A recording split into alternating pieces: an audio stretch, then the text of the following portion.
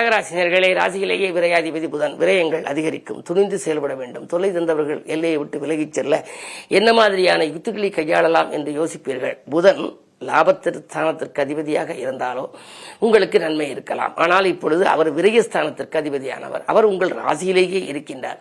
விரயாதிபதி ராசிக்கு வருகின்ற பொழுது விரயங்கள் தானே அதிகமாக வேண்டும். அதுவும் உறவினர்களுக்கு கொடுத்து உதவும் சூழல் உருவாகலாம், அல்லது ஏதாவது வீண் விரயங்கள் இன்று ஏற்படலாம். எனவே இன்று எதையும் யோசித்து செய்ய வேண்டும்.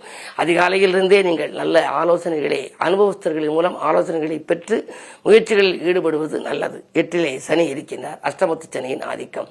அஷ்டமத்து சனி என்றாலே அலைச்சல் அதிகரிக்கும், ஆதாயம் குறைவாகத்தான் கிடைக்கும். இருந்தாலும் மன அமைதிக்கு இந்த அருகில் இருக்கும் ஆலயம் செல்லுங்கள்.